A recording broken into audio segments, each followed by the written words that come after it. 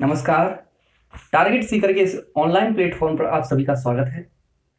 हम हिंदी की कक्षा के अंतर्गत विलोम शब्द नामक अध्याय का अध्ययन कर रहे थे और आज हम प्रीवियस ईयर के कुछ प्रश्नों को लेके आए हैं जो विभिन्न प्रश्न पत्रों में, विभिन्न भर्तियों में जो प्रश्न पत्र आए थे उन सभी में जो विलोम शब्द नामक अध्याय से टॉपिक से प्रश्न पूछे गए थे उनको हम लेके आए हैं।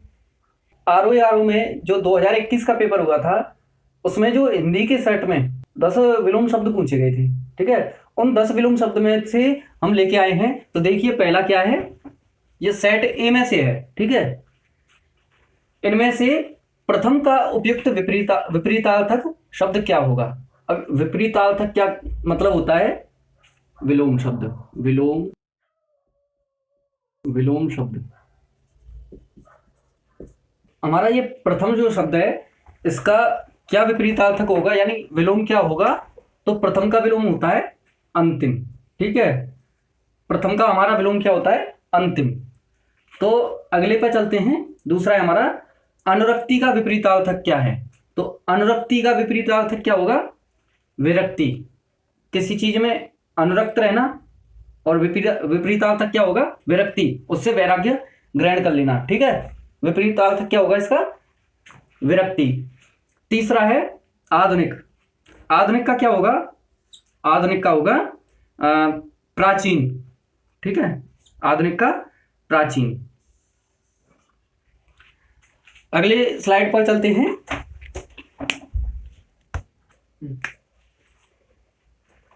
तो आइए देखते हैं चौथा नंबर का जो प्रश्न है तो वो क्या कह रहा है, गौरव का विपरीतार्थक शब्द क्या है। ऑप्शन ए है वैभव, ऑप्शन बी है लाघव, ऑप्शन सी है पराभव और ऑप्शन डी है निर्मोह। तो गौरव का मतलब क्या होता है, गुरु शब्द को परिवर्तित करके गौरव बना दिया। और गुरु का विपरीतार्थक क्या होता है, लघु। गुरु माने बड़ा और बड़ा का विपरीतार्थक यानी विलोम शब्द क्या होगा, लघु यानी छोटा। तो लघु का परिवर्तन कैसे होगा, लाघव, ठीक है। लघु का लाघव यानी गौरव का विपरीतार्थक क्या होगा, लाघव, ठीक है। अब अगला है हमारा पांचवा क्वेश्चन, नैसर्गिक। नैसर्गिक का विपरीतार्थक शब्द क्या है, ठीक है। तो नैसर्गिक का अर्थ होता है प्राकृतिक। अब देखते हैं इसका कौन सा ऑप्शन सही बैठता है।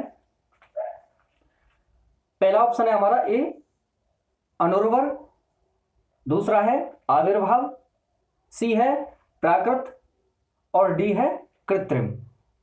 तो नैसर्गिक का अर्थ होता है प्राकृतिक, ठीक है। नैसर्गिक माने प्राकृतिक। तो इसका प्राकृतिक का विलोम क्या होता है, कृत्रिम। तो क्या सही है, कृत्रिम, ठीक है। छठवां नंबर है हमारा अनुग्रह। पहला ऑप्शन है ए विग्रह, बी आग्रह, सी परिग्रह और डी संग्रह, ठीक है। तो अनुग्रह का विपरीतार्थक क्या होगा, विग्रह, विग्रह, ठीक है। अनुग्रह का विग्रह। तो आइए देखते हैं हमारा सातवां नंबर का जो प्रश्न है वो क्या कह रहा है, सदाचार का विलोम है। तो सदाचार का विलोम पहला ऑप्शन है आचार, दूसरा बी ऑप्शन है कदाचार, सी ऑप्शन है अपराध और डी ऑप्शन है अन्याय। तो पहले तो सदाचार का मतलब क्या होता है, सदाचार का मतलब होता है सही आचरण करना, ठीक है। सत्य या सही आचरण करना।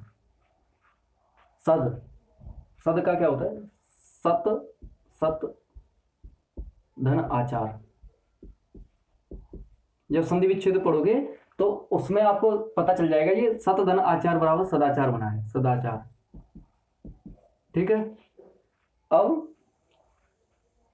आचार, आचार मतलब आचरण करना, ठीक है। आचार का मतलब आचरण करना। कदाचार मतलब बुरा आचरण करना यानी बुरा व्यवहार करना, बुरा व्यवहार करना। अपराध, अपराध मतलब कानूनी रूप से किसी भी कार्य को गलत तरीके से करना, यानी कोई भी गलत कार्य करना कानूनी तौर पर, तो क्या कहलाता है, अपराध। डी ऑप्शन है अन्याय। यानी न्याय न करना अन्याय कहलाता है। तो सदाचार का सही विलोम क्या होगा? कदाचार। ठीक है। 8वां क्वेश्चन है, इनमें से विलोम शब्दों का एक सही युग्म है, वो पहचानना है। तो ऑप्शन ए है आपत्ति और विपत्ति। आप जानते हैं आपत्ति और विपत्ति दोनों एक दूसरे के समानार्थक हैं। बी ऑप्शन है अवर्षण और अनावर्षण, ये दोनों भी ठीक नहीं है। सी है गणतंत्र और जनतंत्र।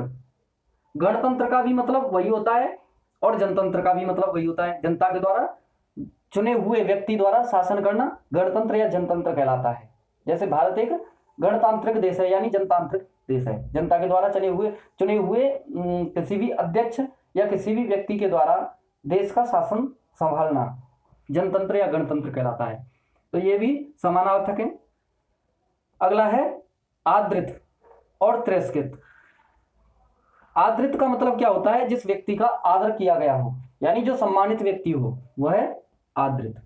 और तिरस्कृत का मतलब होता है किसी भी व्यक्ति का जब तिरस्कार किया गया हो, अपमान किया गया हो, तो वह अपमानित व्यक्ति क्या कहलाएगा? तिरस्कृत। ठीक है। तो हमारा सही ऑप्शन क्या है? ये डी नंबर हमारा सही है। ठीक है, डी नंबर हमारा ऑप्शन सही है। आवर्तक का विलोम शब्द है। तो पहला है ऑप्शन ए प्रवर्तक, ऑप्शन बी अनावर्तक, ऑप्शन सी आवृत्त और ऑप्शन डी प्रकर्षक। हमने अपने नियमों के माध्यम से आपको बताया है कि किसी भी शब्द का विलोम शब्द बनाने के लिए क्या करते हैं, उसमें हम उपसर्ग या प्रत्यय जोड़ देते हैं और उपसर्ग और प्रत्ययों की संख्या निश्चित है, वो हम अगली किसी भी कक्षा में करा देंगे। लेकिन आप हमारी पहली वाली जो वीडियो है उसको देख लेना, उसमें कुछ नियम मिल जाएंगे, उनके माध्यम से आपको पता चल जाएगा कि आप कैसे उनको परिवर्तन कर सकते हैं। तो आवर्तक में अन जोड़ दिया, आवर्तक इसके साथ में अन उपसर्ग जोड़ दिया, अन। ठीक है, तो ये बन गया अनावर्तक और ये सही विलोम है इसका। ठीक है, आवृत्त और प्रकर्षक ये सही नहीं है। तो हमारा आवर्तक का विलोम शब्द क्या होता है? अन धन आवर्तक बराबर अनावर्तक, यानी अन जो उपसर्ग है उसको जोड़ दिया है हमने आवर्तक के साथ में और वह बन गया विलोम शब्द। तो क्या है इसका? अनावर्तक सही विलोम है। ठीक है, 10वां क्वेश्चन है हमारा इस सेट यानी आरओ का जो सेट ए है 2021 का जो पेपर हुआ था उसके अनुसार 10वां क्वेश्चन है अमृत। तो अमृत का सही विलोम शब्द क्या है ये हमें पहचानना है। पहला ऑप्शन है हमारा अर्क, दूसरा है पीयूष, तीसरा है मधुर और चौथा है विष। अब देखिए अर्क का मतलब क्या होता है? अर्क का मतलब होता है रस, किसी भी वस्तु का रस निकालना, तो क्या कहलाता है? अर्क। ठीक है, ऑप्शन बी है हमारा पीयूष। पीयूष स्वयं ही अमृत का पर्यायवाची है।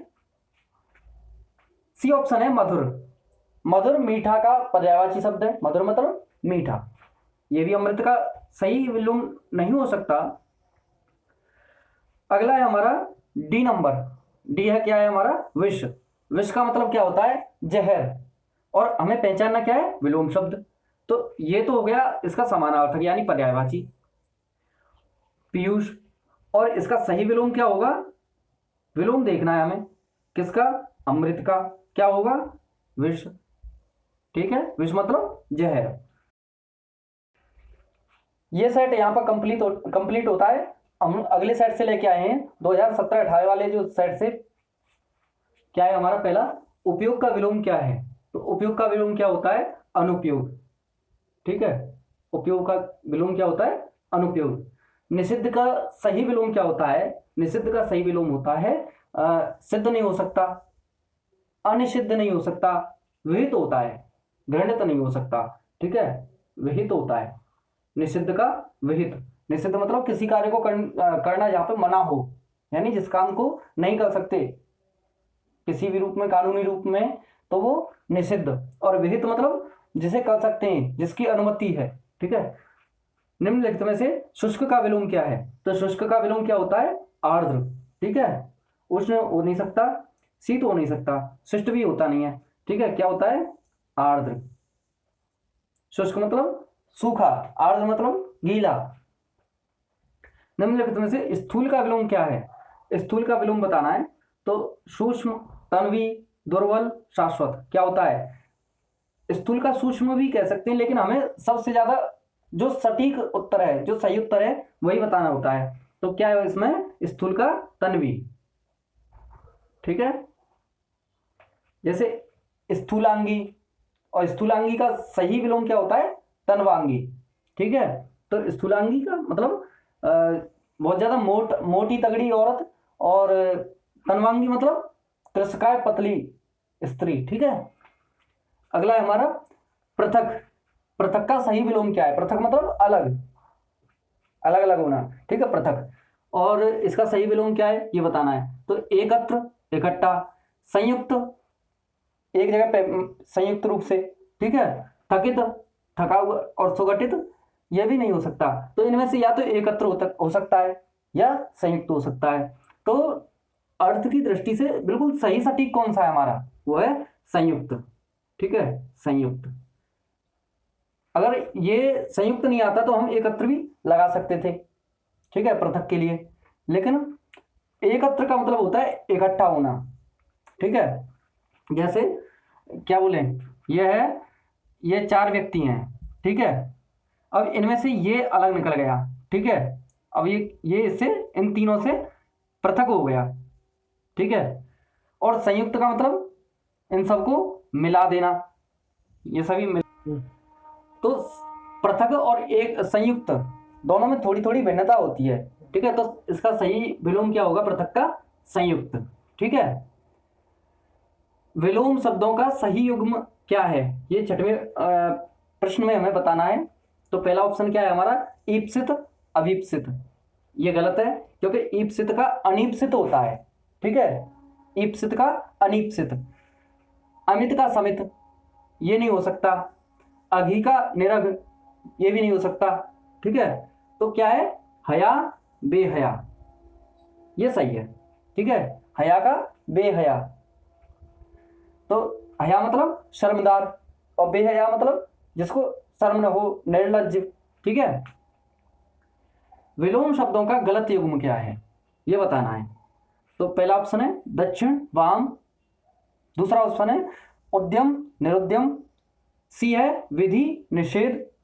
और डी है अज्ञ और अनभिज्ञ। तो दक्षिण का वाम होता है, दाएं का बायां, दक्षिण का वाम, ठीक है। दक्षिण का वाम, ये सही है। उद्यम का निरुद्यम, ये भी सही है। विधि का निषेध, ये भी सही है। विधि मतलब किसी कार्य को करने की अनुमति या कानूनी तौर पर, ठीक है। और निषेध मतलब मना करना, किसी भी कार्य को करने से मना करना, ठीक है, तो वो निषेध है। अज्ञ का अनभिज्ञ, ये गलत है। अज्ञ का विज्ञ होता है, ठीक है, अज्ञ का विज्ञ। और अनभिज्ञ का विज्ञ होता है, विज्ञ, ठीक है। अज्ञ का अज्ञ, अज्ञ का विज्ञ, ठीक है। और अनभिज्ञ का अनभिज्ञ, अनभिज्ञ का भिज्ञ, ये होता है, ठीक है। आगे चलते हैं। अगला जो प्रश्न है हमारा, विलोमार्थक की दृष्टि से अशुद्ध युग्म कौन सा है? तो ये बताना है हमको। सचल, चल, सापेक्ष, निरपेक्ष या निरपेक्ष सापेक्ष, मौलिक, अनुदित, बंधन, मोक्ष। तो निरपेक्ष का सापेक्ष होता है, ये सही है। मौलिक का अनुदित होता है। मौलिक मतलब जो मूल रूप से है, जो वास्तव में है, जो कुछ भी लिखा। जैसे मौलिक, अनुदित का मतलब क्या होता है? जिसका अनुवाद किया गया हो। अनुवाद किसका किया जाता है? जो मौलिक है, मूल रूप से लिखित है, ठीक है। तो ये भी सही है। बंधन का मोक्ष, ये आप जानते ही हैं। तो क्या होगा इसका सही? सचल का चल। ये अर्थ की दृष्टि से, विलोमार्थक की दृष्टि से ये गलत है, ठीक है। और हिंदी के जो विलोम शब्द आए थे आरओ के दोनों प्रश्न पत्रों में 2017-18 और 2021, इन दोनों में विलोम शब्द जो थे, जो प्रश्न थे विलोम शब्द से संबंधित, उनको हल कराया है। आगे हम कोई और टॉपिक लेंगे, तब तक के लिए हमारे साथ बने रहिए। और हमारी हिंदी की, गणित की, रीजनिंग की तीनों प्लेलिस्ट्स हमारे यूट्यूब चैनल में बनी हुई हैं, आप उनको देख सकते हैं। उनके माध्यम से आप विभिन्न परीक्षाओं की तैयारी कर सकते हैं। और हमारे मनोबल को बनाए रखने के लिए हमें लाइक कीजिए, शेयर कीजिए और सब्सक्राइब कीजिए। यही आपसे हमारी प्रार्थना है। नमस्कार, जय हिंद।